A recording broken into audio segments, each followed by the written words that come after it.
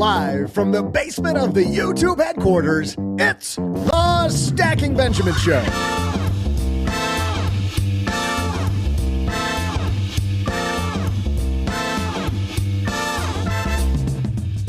I'm Joe's mom's neighbor, Doug, and what if I pointed out there might be money leaks all around you? Today, we're diving into your financial statements to hopefully help you save thousands. What do you need to know most that's written on your credit card statements, brokerage fine print, or insurance sheets? We'll help you pull it all together. And while you're counting your savings from the first half of today's show, we'll take a breather for another installment of our year-long trivia competition. Will OG make a break for the best year of all time? Can Paula or Jesse catch him? We're about to find out. And now here comes a guy who found out the hard way what the letters APR meant. It's Joe Saul-Sehy. You know, Joe, the pros call that APR. They do call it APR, Doug, but that's why maybe we're not pros yet. Hey, everybody. Happy Friday. Welcome back to the Stacking Benjamin Show. Super happy you're here. And yes, I had to learn to read the fine print myself, which is why this is such an important episode for a lot of people. We're going to talk about those statements that are out there and exactly what do we miss? What do our roundtable participants look at first? What do they not really care about that the statement kind of has on it? So when you're looking online at your app or you're stuck in Paperville, no matter what, we've got you covered. But the guy who's got this episode covered every Friday is Mr. OG. How are you, man? I'm good. I do not read the fine print, but I'm looking forward to doing it today. I'm super happy that we're going to talk about this because how many times in your life and in my life, I certainly had this a bunch where I go, oh man, I missed that. Like, oh, I should have read it. I just had a email that I was reviewing that said, hey, don't forget to send this package certified mail by the 15th. And I'm going, oh yeah, there's plenty of oh crap. The 15th of what? That was a couple days ago or a week and a half ago. Well, thankfully, we're recording 2 days early. So I've got roughly 36 hours to get my you-know-what to you-know-where to send a certified letter somewhere. I got mine done this morning, by the way, right after we recorded some shows. A woman who always has her taxes done on time, though, is here, Paula Pant. I would dispute that characterization, but I am here. She's like the Maury Povich.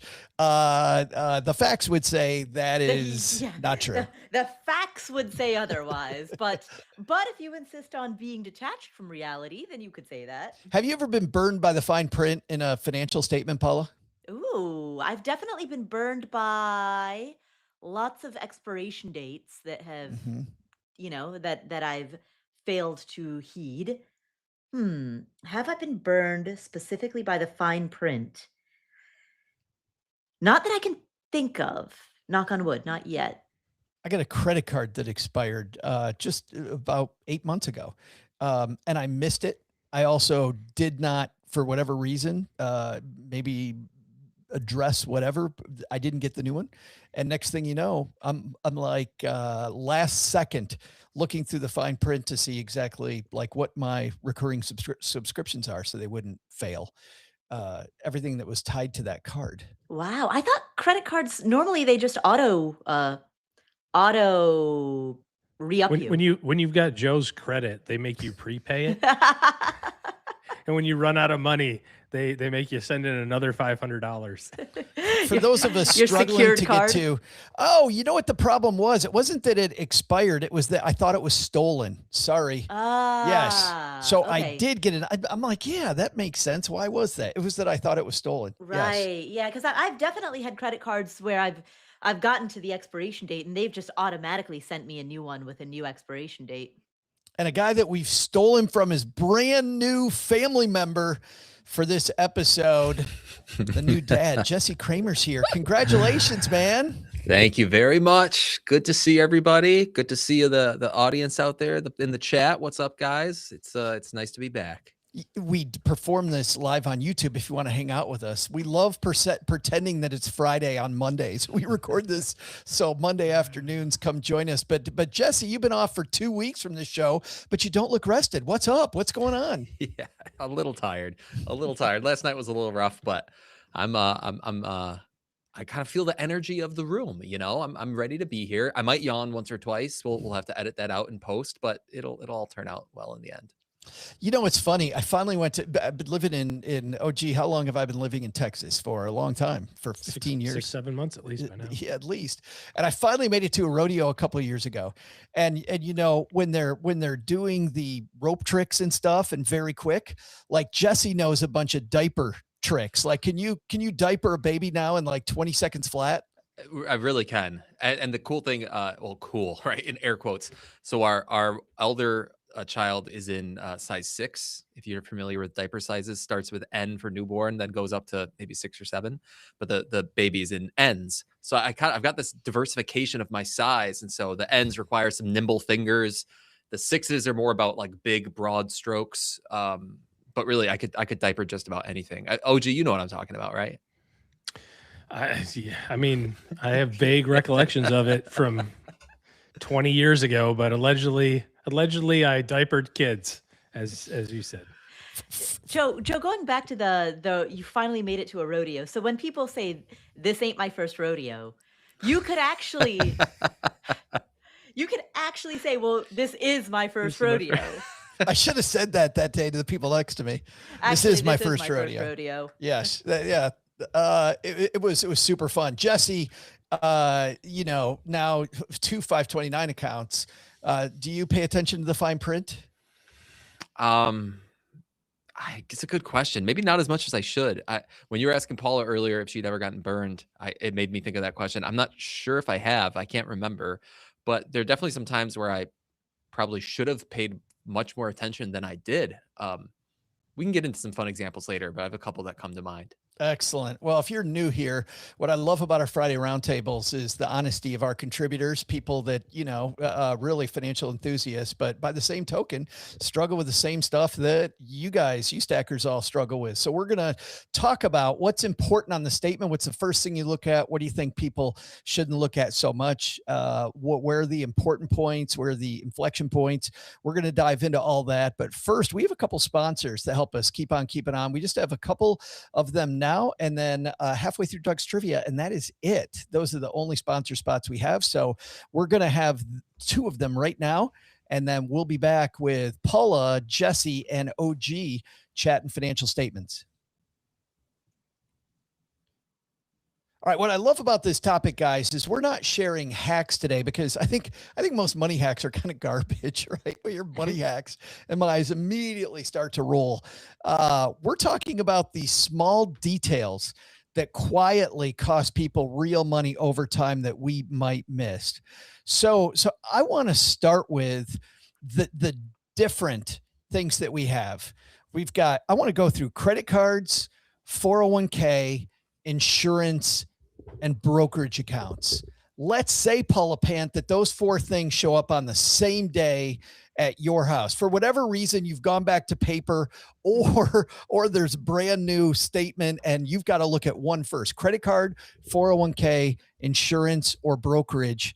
Which one of those are you checking first? I'm checking the credit card first because that's the immediate got to pay this off in full right away. So let's find out what that amount is so that I know how much cash I've got left over. Oh, do you agree with that? Yeah, probably. I think that would have my attention first. Yep. Let's go. Jesse, you're nodding your head, so I'm not going to ask you the same question. Well, I think there's a clear delineation between credit card and insurance being kind of above the line for me, and then the 401k and brokerage being below the line. Yeah. Yeah. Why is that? What does that mean? So, well, I think that there's very unlikely to be any sort of urgent fire in the 401k or the brokerage that I can't put out tomorrow or next week. Whereas the credit card, there could be. And then on the insurance front, it's like when you hear a horror story of someone who missed a premium and then their insurance lapses in some way, or there's some sort of I hate to say it this way, but let me put it this way. Some insurance companies kind of have a pretty what's the right word for the type of relationship they have with their customers? It's like not exactly Adversarial. Adversarial. Yeah, exactly. So like there's some insurance policies out there where it's like, if you don't open that envelope and understand the fine print, you might screw yourself over.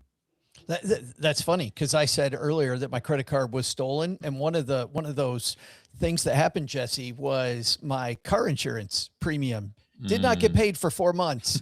I was insurance free for 4 months, saved a bunch of money. It was great.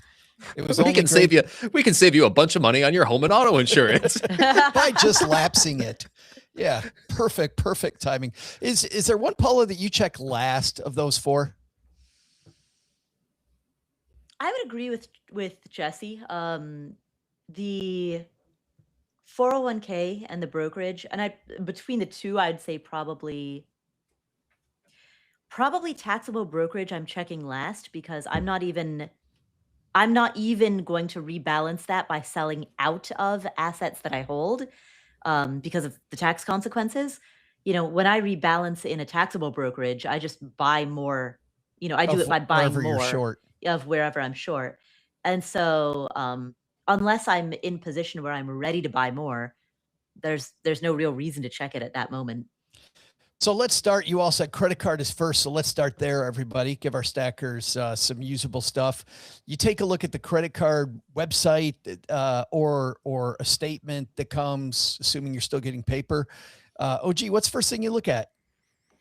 Well, it's interesting that you put this one on, because as we were talking, I was maybe doing a little multitasking here, and I got an email from Chase, and it said your credit card statement's available, and I clicked it, and I went, well, that doesn't seem right.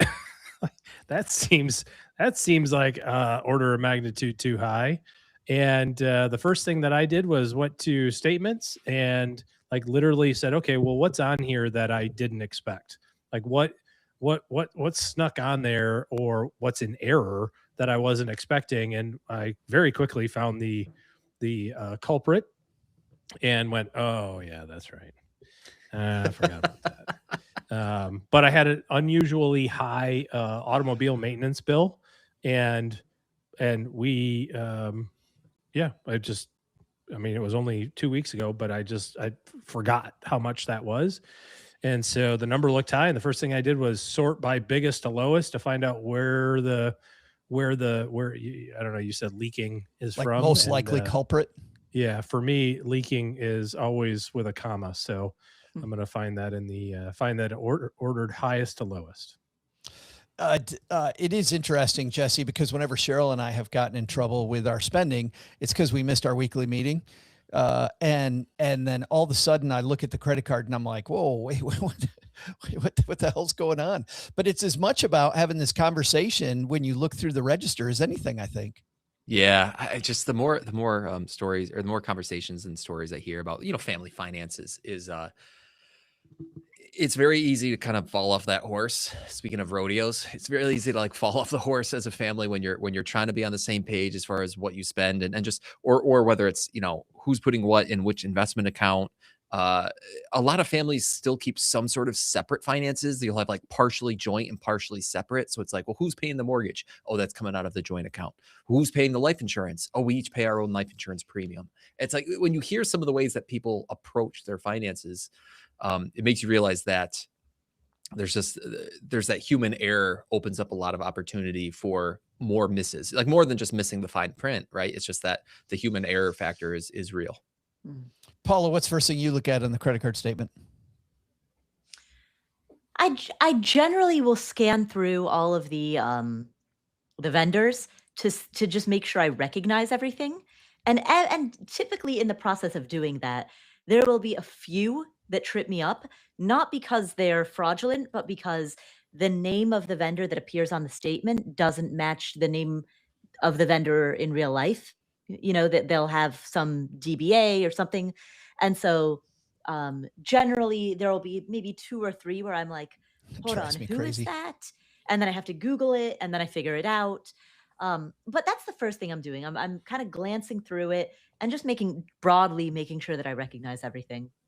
You know, Eddie in the comments, Jesse was talking about auto bill payments, and it strikes me.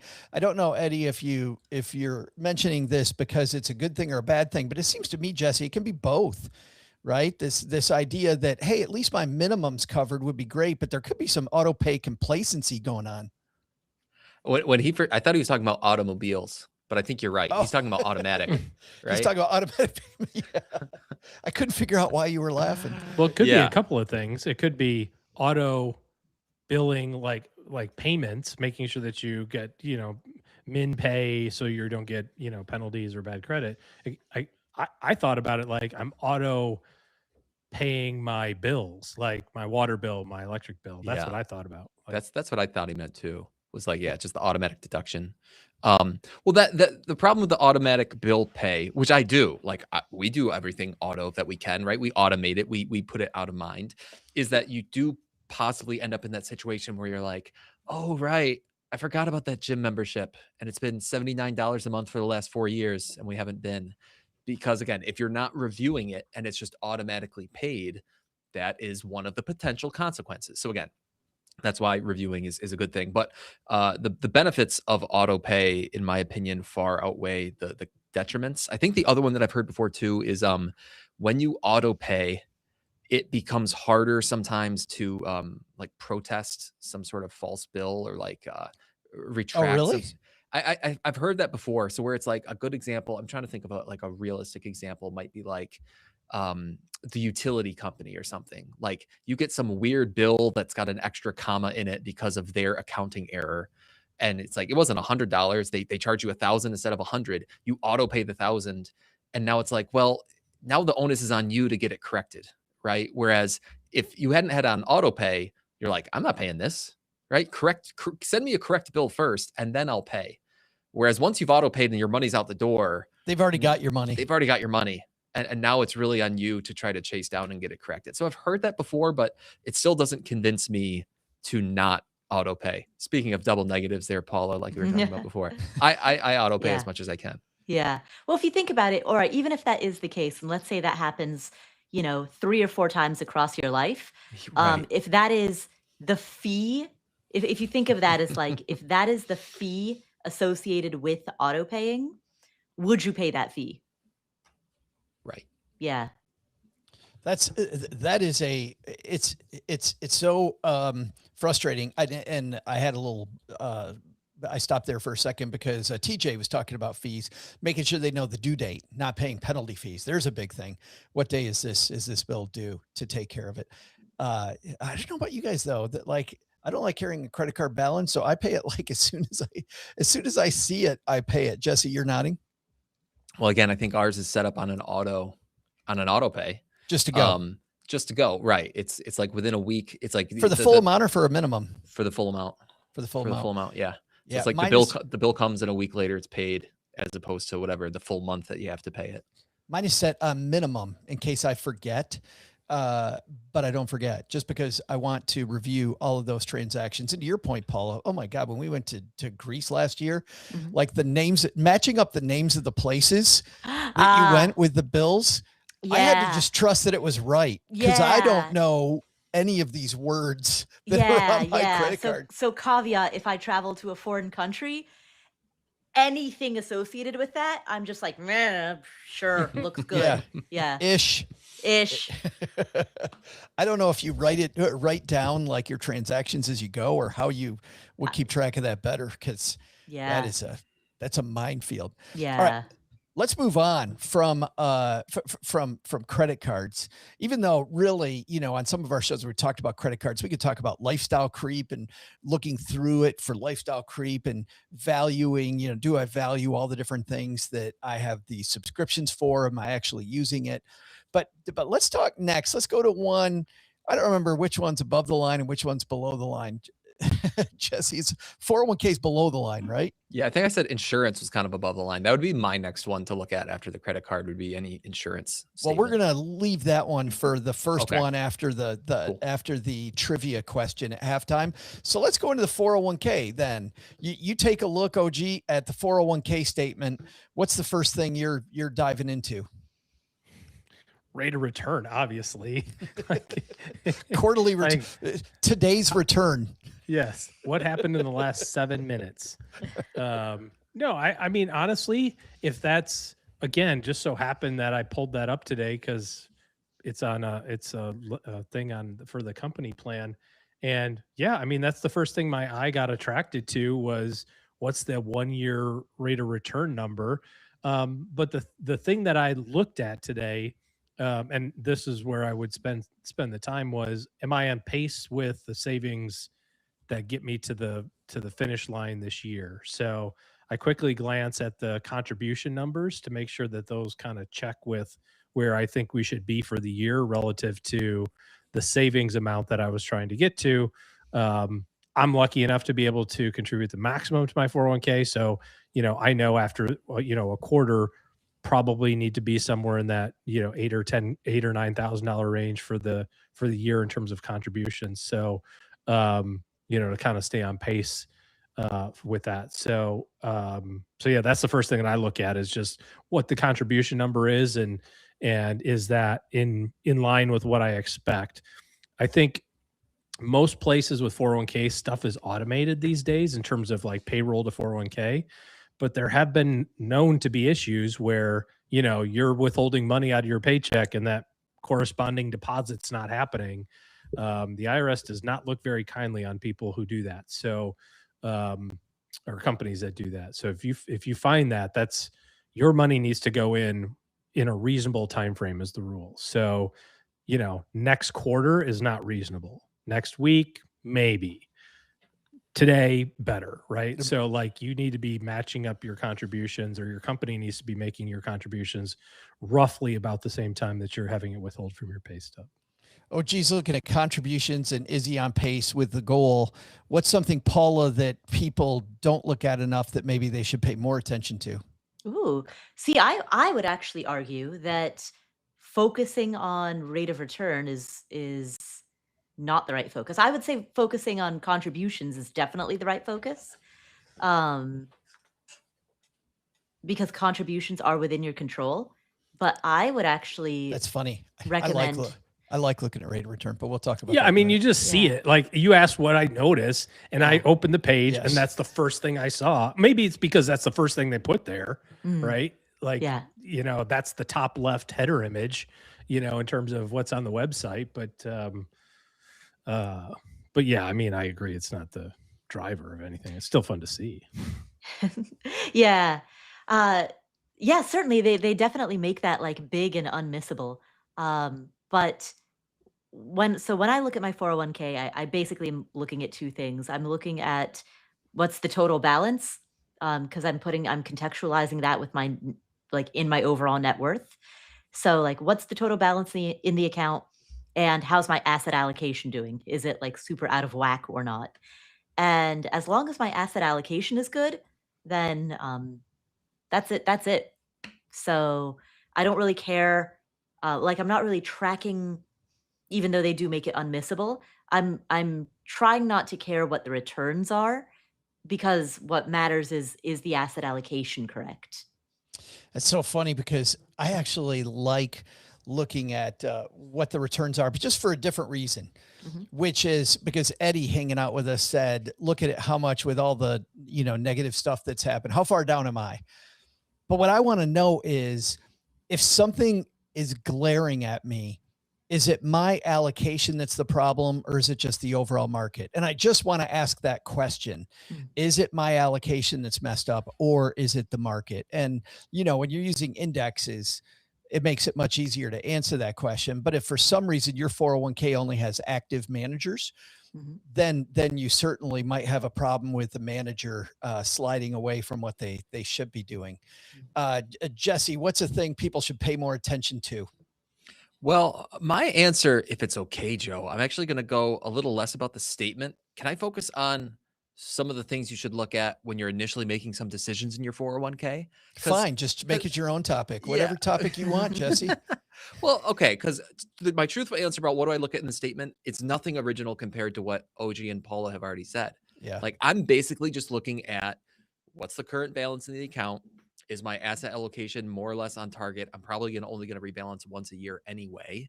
And yeah, I mean, at this point, I just kind of take it for granted that all my contributions, all my deductions from my paycheck are actually making it into the account. Like, there's not that much to look at other than those things. But I do think what's really consequential is like when you're originally making that asset allocation decision to say like, oh yeah, what are the expense ratios of these funds in this 401k? Is it measured in like single digit basis points because it's some giant 401k plan at a well-known custodian? Or are you paying like 80 basis points for a target date fund? At a target date fund that more and more evidence is coming out, like not all target date funds are created equal. That's for sure. So I think those kind of decisions when you're looking at 401k paperwork are really consequential. And when you're looking at the fine print of a 401k, those are really consequential decisions. It is interesting because we can save it for a different episode, but I wouldn't use a target date fund at all. I think you're smart enough to do it without it. But if you do have a target date fund, there is a big difference between ones that are really heavy fees, really low performance, and ones that are really, really good. Like there is a wide disparity between good target date funds and not so good target date funds. All right. I can't wait to see what Jesse's going to tell us about insurance because he was really excited about that one. We're also going to talk about brokerage statements. What are we going to look at on those places? But at the halfway point of every Friday show, we have this year-long trivia competition between Paula, Jesse, and OG. And Paula, we had some news while you were gone last week. Ooh. Our friend Jackie Cummings-Koski sat in for you, a fantastic guest. Did a nice job for Team Paula. But the biggest thing she did was she won the trivia. Woo! Yes. So Paula, apparently the key Jackie. to you winning is don't show up. Yes. The key to winning is recruit someone else. that might help your chances. So the score is OG has 7. And right now OG is looking at, and Doug and I just decided we got to look this up. What is the record for most points in a year? What is the record? And because OG's got to be on pace for that. Can Paula or Jesse slow him down, which is what we're looking for? We have a concept called a margin call. Margin calls can only happen when we have all 3 contributors here. So we might have one now. If somebody says the word margin call, they're risking one of their points against the person they call margin call against. So if OG gets margin called, for example, OG then has to win the trivia of the day, and then he gets his point. If he does get the point, and let's say it was Paula that margin called OG, Paula will lose a point. But if OG gets margin called and he is wrong,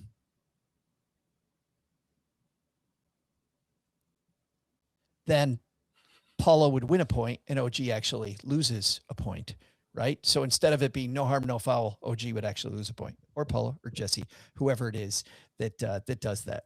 All right. We need a trivia question. Doug's been upstairs, but Doug, what is today's trivia question? Hey there, Stackers. I'm Joe, Mom's neighbor Doug, and today Joe's mom and I were reminiscing about all the things that used to be innovative and progressive, like, dial-up modems. Those made that exciting sound when she'd get on the computer. There were cassette tapes. I mean, those were incredible. Far easier to carry a bunch down to poker night than albums. And 2-hour 3-martini lunches. Those were like liquid courage for an afternoon of prank phone calls to old boyfriends. Not particularly innovative. She just loved pranks.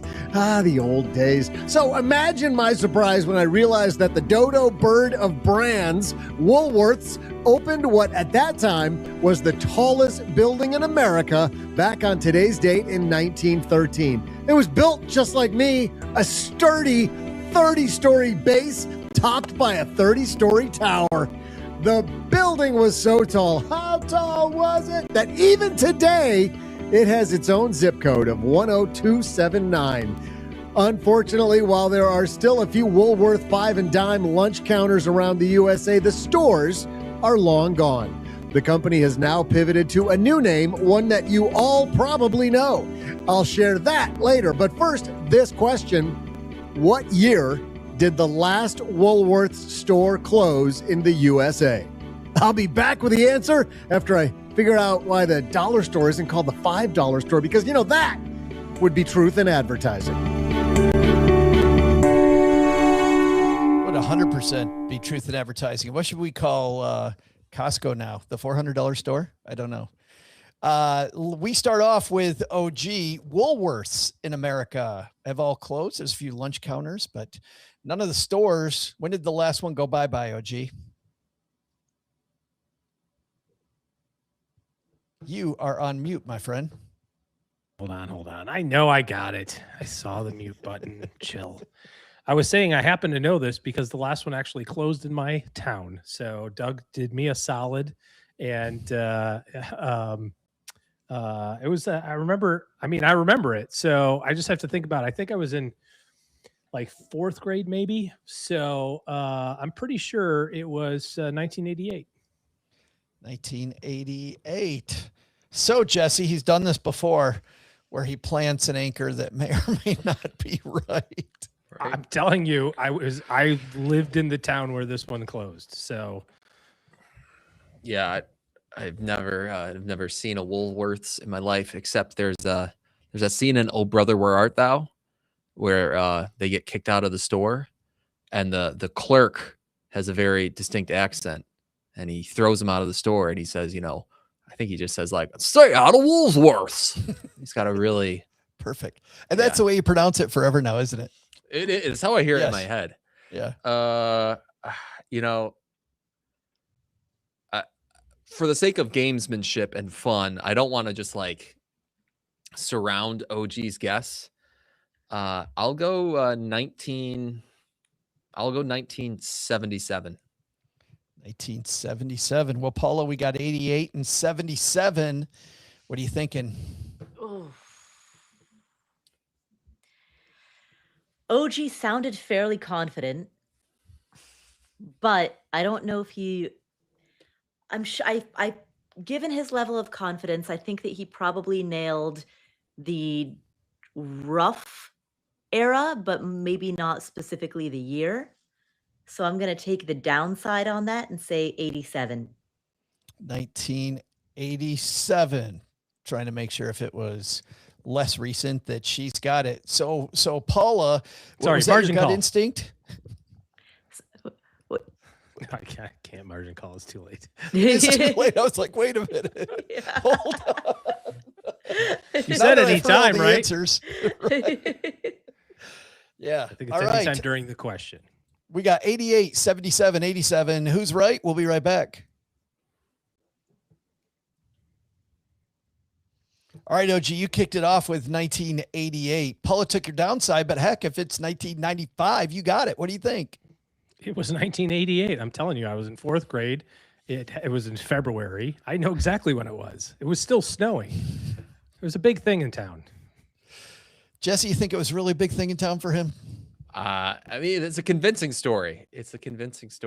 I have no idea. Didn't we play the game Truth, Truce, and a Lie once? Is this one of those? We have. And this guy can really bring it. I could see him telling his mom, no, seriously, I was at school. Yeah. Yeah. She would completely believe it. And it was so funny, OG, on April Fool's Day. So many people, when OG was telling people, if you're not in debt, you're not even trying, and just how convincing your argument was for that. Paula, you got, 87 all the way to, 5 years down to where you meet Jesse in the early 80s. Feeling good? Yeah, I'm feeling pretty decent. I mean, if it was in that era, then I think there's a reasonable likelihood it could have been somewhere in that batch of years. Well, only one person has the answer. That's scary to say. Doug's got it. Doug, who's taking home this week's win? Hey there, stackers. I'm counter lover and guy who's up for any club, long as it's a sandwich. Joe's mom's neighbor, Doug. Back in 1913 on today's date, the tallest building in the land opened in New York City, the Woolworth Building. Sadly, the stores are gone, but that's so they could focus on a hot brand they spun up in the 1970s, Foot Locker. So while Foot Locker marches on, our question was this: in an effort to better save Benjamins, what year did the last Woolworth store close in the USA?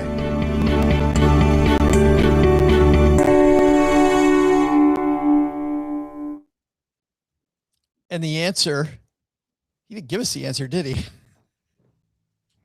The answer is 1997. 1997, it was actually after OG anchored.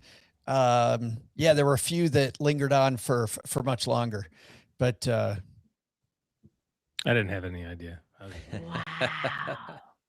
But how about that? They're known as Foot Locker now. Anybody think that Woolworths would have been Foot Locker? No. Wow. No way. Yeah, whole different thing. I didn't know that until Doug came rushing downstairs like all excited with that piece of trivia. So OG takes another one home. Now he's at 8. What? What is we're going to find out what the record is and see if he's got it. Also, Paula, I forgot to bring the secret thing down to the basement. So we got to do that when you're back, but you're not going to be here for a couple weeks. So. Yeah. So that means on, what is it, May 11? On May 11, we unveil the secret thing. We do have a surprise. Yes. If you're here, if you're watching the live show, wait, let me double check that date. Yeah. Monday, May 11, if you're watching the live show. If you're here on May 11th, you will see the secret thing. All right.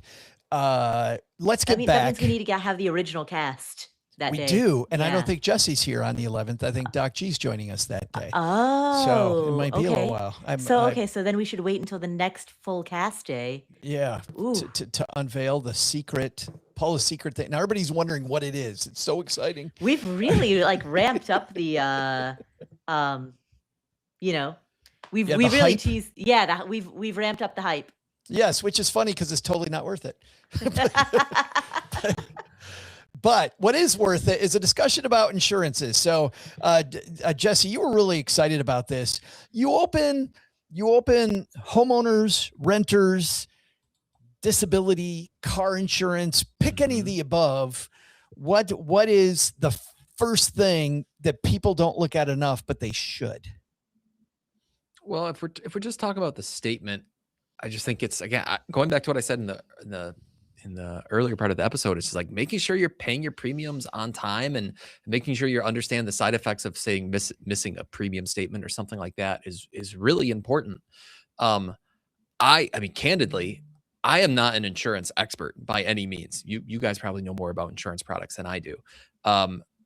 But still, like, the more I do learn about it, the more I realize, like, oh, there's all these intricacies about, like, the way a policy can be written, what's covered, and what has to happen to file a claim, and the deductibles are, and all the different numbers and how they all add up. Now, granted, some of that homework needs to be done as you're buying the policy in the first place, right? That's not necessarily something you would check on the statement as it comes into you. But my point is that, like, the term life insurance policy that many of us are thinking of, it's just like, yep, 30 years. If I die, it pays me. If I don't die, it doesn't pay me. Like, that's great. That's a very simple insurance policy. But a lot of insurances out there are significantly more complex than that. And I think that's just good to be aware of as a consumer. Yeah, I think the term life insurance one, as long as that premium payment's going through, set it and forget it. But OG, when we take a look at like a car insurance policy, what don't enough people pay attention to? I would say the number one thing that most people don't pay attention to in car insurance is underinsured insurance coverage. And basically that's the amount of money your insurance company will pay you if the person that you have an accident with isn't insured high enough to offset whatever sort of, issue that they potentially caused. And so, if you hit a teenager, or a teenager hits you who has like PL and PD, right? Like just the lowest state level amount into your brand new Tesla Model S Plaid, and their insurance goes, and you have a back injury, right? And their insurance is like, sorry, dude, all we got's 20 grand to cover. And by the way, you can't go after this 19-year-old because they don't have any assets, so it doesn't matter. Underinsured coverage is what's going to come up and help you be made whole. And I think a lot of people just go, I'm going to skip that one. Or I'm going to have that be a low amount. And I think that's a big miss. I think this is a thing, Paula, a lot of people do is they think about, like, what am I paying, but really don't pay attention to what do I have? Like, what are my coverage gaps? Where's my potential Achilles heel? Right, exactly. Yeah, I agree. People will often over focus on premium, focus on the deductible, which as it relates to premium, and sort of miss everything else.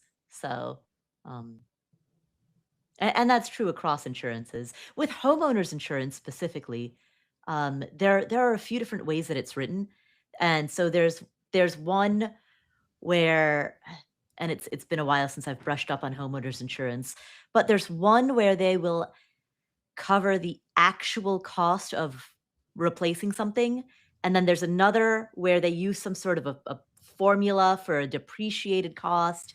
There's Yeah, it's yeah. replacement cost versus residual cost. Right. Right. So Actual cash value. yeah, A bunch of different costs.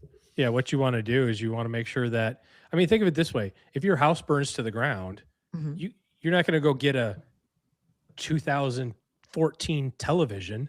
You can't, like, that's worth $110. You can't. They don't. You have to buy a brand new one. That's Right. But the insurance company would say, well, you've had that TV for like 10 years, so it's only worth $100. Right. Or your appliances or whatever. Exactly. On the house insurance front, I would also add that most people are underinsured on the rebuild value of their house. Yeah. Mhm. If you just, because you get, you do whatever the insurance company tells you to, and then, it just increases or whatever. But I had an agent one time that asked me, they said, hey, out of curiosity, if your house got leveled in a tornado, based on what you know about the environment, all that sort of stuff, and the, costs, whatever, like, what do you think it would cost to rebuild? I said, oh, actually, our neighbor's having that happen. He had a house fire. So I know it would cost this. They go, why is your insurance for like 60% of that number? Mm. It's like, oh crap, I didn't even think of, you just do the thing, right? If you don't have a good agent, like you said, Jesse, if you don't know anything about insurance, you just like get whatever the mortgage guy tells you to get when you buy your house, and then you just let Right. it go for the next 20 years. But in reality, your house is increasing, or labor costs, or supply and demand, becomes realistic. Yeah. So It's even, there's so many loopholes. Like, do you know the 80% rule it's like the 80% of replacement value rule, OG, where it's like, imagine your house costs $500,000 to rebuild, but you only have 300,000 of coverage on it. So the 80% rule says you would need at least 400,000 of coverage on it. Otherwise, even like if your fence blows down in a windstorm and you're like, oh, it's only $1,000 to replace my fence, the insurance companies be like, you're underinsured, and we're only going to pay you a pro rata portion of the $1,000 to replace your fence. Wow. So it's just like, there's so Wow. many funny little things like that too that can come up in the insurance world. This is actually the reason why I like talking to agents. I like having an agent. I have an agent for my insurance, because like when I talk to my agent, there's so many little loopholes that they know. Like, as an example, my agent told me that if my carpet gets destroyed and it is my dog that did it, then it's not covered, because that's a family pet. But if I accidentally left a door open and a raccoon did it, well, then it actually is something that they would cover. And not that I would lie about my Joe's insurance, like, but that's in pretty unrelated interesting to know. news, the raccoon population in Texarkana is wild. Let me tell you. I can't believe how many raccoons have been in my house lately. It's amazing. And I'm not telling people to lie, but it is interesting to know just how these different, where these different lines are drawn. And I love what you said, OG, about this idea of going back and looking at the numbers every few years, because how easy is it for us to just renew again, renew it again, renew it again, renew it again. And before you know it, 10 years has gone by and housing prices have gone up a lot. And, you're still covering the same basic amounts. Let's move on to brokerage accounts. Jesse, you're looking at a brokerage account, you're saving for multiple goals there. Maybe you've got your, 529s for 2 kids, not that you would do anything like that, or just a regular brokerage account with different funds in it. What's the first thing that people should look at that maybe they don't? The easy and obvious answers, I think, are similar to the 401k, right? It really is. I think it's like the balance and the rate of returns and the allocation and where your dollars are. I think those are kind of the easiest things. So what are some things that people ought to look at that maybe they're not? My mind kind of jumped to the tax planning angle, which is Mm. like, there's a lot more. There are a lot more tax planning opportunities inside of a taxable brokerage account than there are inside of a 401k. And so just understanding, for example, like, oh, these are still short-term gains or short-term losses versus long-term gains or long-term losses. And if I was planning on doing anything in this account, I ought to have that in mind. Uh, what kind of dividends are being paid out on an annual basis from your holdings? And those are going to be taxable this year. So you want to be aware of those kind of things. So I think that might be the low-hanging fruit that maybe not everybody is looking at, is the tax planning angle inside of a brokerage account. Yeah, I think too few people look at what's the tax drag on this investment, OG. I mean, it's a big number. I mean, what does Vanguard say? It's a solid 1% or something annually, give or take, added up over time in terms of the impact of tax management. So yeah, it's a big thing. What about, Paula, like dividend reinvestment options inside a brokerage account? Is that something we should be looking at or looking into? Yeah, in a taxable brokerage account, my preferred strategy is not to reinvest the dividends, because oftentimes that will result in the asset allocation getting tipped way more out of whack. Instead, so don't reinvest the dividends. Have the dividends accumulate in the taxable brokerage account as cash, and then use that cash to buy into the underperforming asset, so that you can, through purchasing and not through sale, reallocate the assets in that account. You better have a calendar reminder too. I mean, that feels like it could get a little manually intensive. Yeah. I mean, depending on how many assets you have there. But I mean, if you're checking the account, like with mine, I use Schwab. They very clearly show you, like, this is the cash balance versus this is the invested balance. So as soon as you're looking at it, boom, like, you get so used to seeing 0 in the cash column that the minute it's any number that's greater than 0, you're like, hey, look at that. It's funny. This is also the place, OG, where people take a flyer, right? You can take a flyer, you just do it inside your brokerage account. I feel like this is also can be the land of misfit toys after a while, where you've got a bunch of flyers gone bad that you're hoping one day make it back. Like, I don't know, maybe there's a little weeding the garden that needs to happen too. Yeah, it's for me, from a brokerage standpoint, it's kind of like the credit card statement. I want to go back and look at the transactions and make sure that they all line up with what I expected to have happened over that period of time. Whether it's systematic investing, whether it's the dividends that posted, all the things that I expect to see in there. Not that there's not fraud in brokerage accounts and that sort of thing, but there's opportunities for fraud there, more likely to happen with your credit card and your bank statement probably than your brokerage account, in terms of what you'll see happen. But I still want to have an idea of what's the day-to-day thing going on here. And like Paula said, you should have a pretty good idea of how much cash you have or what you should have. Generally, cash in a brokerage account is sucky because they don't pay you good interest on it. So if you do want to keep cash for, the dry powder effect, you want to make sure that that's in the right spot, in terms of a cash investment. So, yeah, I'm looking at the transaction history. That's kind of my number one. Well, and that also, Jesse, helps you look at your investment policy statement and go, am I actually following this thing? Because like we had our people on talking about stock market maestros. It's one thing to have an investment policy. It's another to go back and do the Maury Povich again, like we were talking about earlier with Paula, where you go, you say you have an investment policy statement, your transactions say otherwise. Yeah. You are not the father. Well, for the 401k and the brokerage account, when it comes to things like rebalancing, I am a big proponent of exactly what Paula said, which is like rebalancing as this like giant exercise that you do to really get everything back on level terms. Maybe that's like a once or twice a year thing, but maybe on a monthly basis or maybe on a quarterly basis, you're looking at how much cash you have on hand, or you're looking at your new contributions into the account. And you're using that to kind of get these small rebalances in throughout the year, for sure.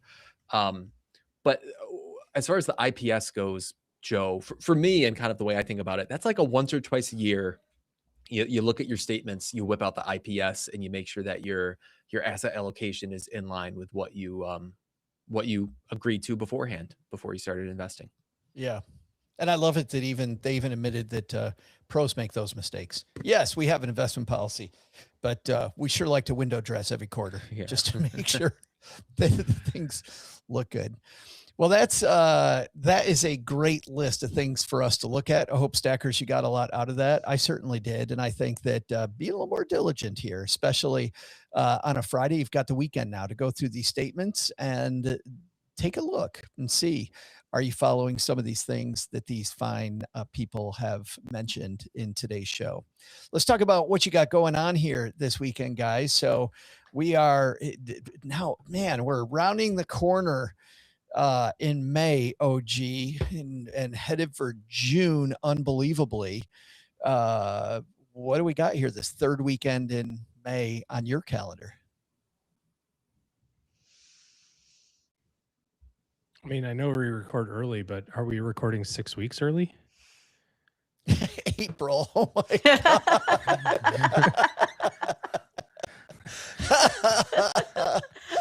Oh, that's great. I was just thinking everything I just said about Monday, May 11 is now out the window. I was like, holy crap, dude, I don't know what I'm doing tomorrow, let alone I already May, feel like the year's going fast, and I just made it go even faster. How about April? Yeah, we're getting close to May. So now we're rounding into the second half of April. What do you got going on, OG? That's what I meant. Final after school activity this weekend for the spring semester season, whatever you want to call it. And it happens to be down by my kiddo at A&M. So I'm gonna go do that and then go hang out with him. His birthday's in a couple days. So get to go take my kiddo out to dinner for his birthday right before he wraps up his first year of college, and then turn around and go back and pick him up and all his crap. First year of college, man, time flies. That's so scary. They'll be there before you know it, Jesse. They'll be there before you know it. Save now. This early weekend, and often, buddy. Yeah, right. I do need to still set up my second 529 because we only got a social security number in the mail last week, so now I can do that. Trump account. But that too. I think 2x Trump accounts. Our first child is not going to get the $1,000, but our second child will. What's going on at the Paflitti podcast, the personal finance for long-term investors podcast? I'm legitimately excited for next Wednesday's episode. It actually relates to something we talked about earlier. The working title is Target Date Funds Much Worse Than We Thought. Ooh, clickbait, but it actually is. It's research. Can they get worse than I thought? Because I've been on record of thinking they're pretty damn bad. The quick takeaway, and not that I want to spoil it for listeners, I do hope you go listen, but the little takeaway, the number to keep in mind as the kind of big takeaway from this research out of either Arizona or Arizona State, forgive me, professor, is the average target date fund underperforms a identical basket of index funds by about 1.1% a year. Wow. Right. Is that because of the fee drag? It's about half of it is because of the fee drag itself. And then there are two main constituents of the 1.1%. The two biggest constituents, one is just fees, just straight up fees. The second one is that a lot of target date funds are built from actively managed subcomponents. There it is. That of their own investment merit are underperforming the indexes. It's something like 50 or 55 basis points is from the fee, and 40 or 45 basis points, I think, is from the simple underperformance of the investments themselves. Tony Bourdain wrote a book called Kitchen Confidential, which some of you might have read. He talks about Sunday brunch is something that you may want to avoid, because Sunday brunch is all the crap they couldn't sell mixed into salads together. I feel like target date funds, Jesse, are the Sunday brunch of the financial industry. Mark, this has already been recorded and it's already published. Basically, it's just waiting for the date. People will hear me use Tony Bourdain's fish soup metaphor. Will you really? Because he I think he has a fish soup metaphor that he uses as well, which is like, when you order the fish soup, you just might be getting the nasty ingredients that are just accruing in the kitchen. And there is absolutely that. And I'm sorry I'm taking so long here, but this is something that like I have had to change my mind on, right? If you had asked me 2 years ago about target date funds, I'd be like, they're God's gift to earth. They're amazing. Everything's great. Because I think at one point they legitimately were, and maybe for certain circumstances, they're fine, but only some of them are fine. Many of them are not fine. So anyway, I've had to change my mind on target date funds. Yeah. I just think that we're all smart enough to put together 4 funds, of our own, that will get rid of so many problems, and it helps us track it a little better. Like, we can be a little more interested. I can't wait to hear it, Jesse. And that's a personal finance for long-term investors. That's going to be great.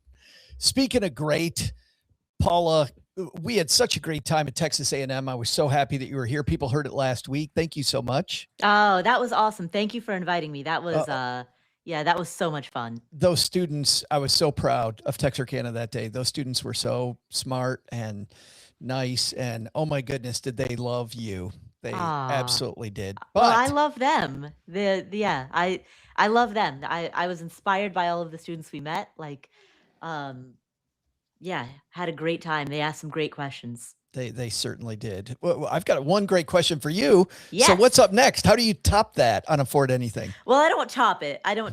But we do have Ron Lieber coming on the show. He is such a great guy. Yes. He is the author of many books on personal finance, including one that's called The Opposite of Spoiled. It's how you raise kids who are not spoiled. He makes the point, he's like, we don't even have a word for that. Like in food, if something is not spoiled, you'd call it fresh. But what do you call a person, a child who, or an adult who is not spoiled? Like, you wouldn't say that they were fresh. Doug would say you call it Doug. So, but we talk about a lot of things.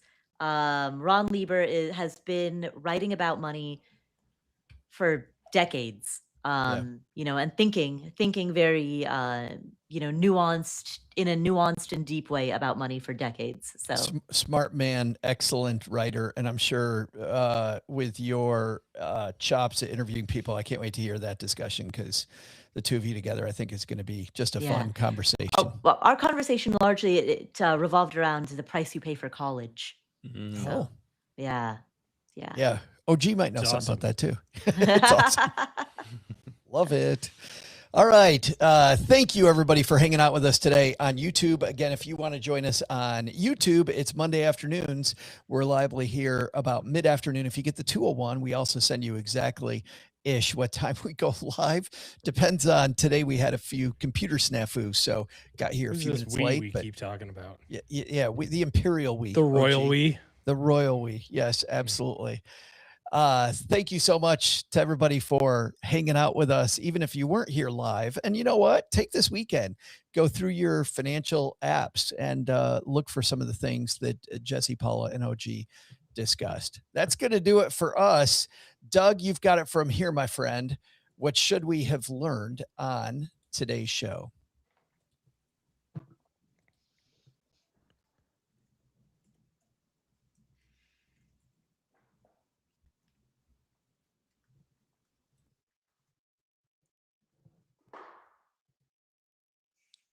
So what's stacked up on our to-do list for today? First, take some advice from our team and scour your statements. Even though the internet has made it easy to avoid the fine print, sometimes that's where the gold is.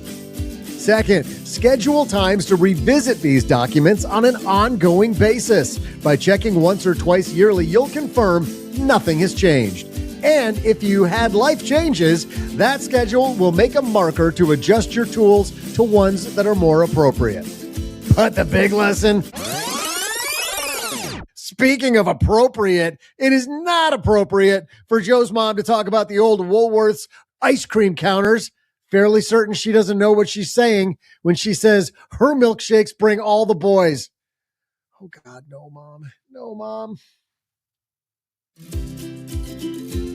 Thanks to the new father of two, Jesse Cramer, for joining us today.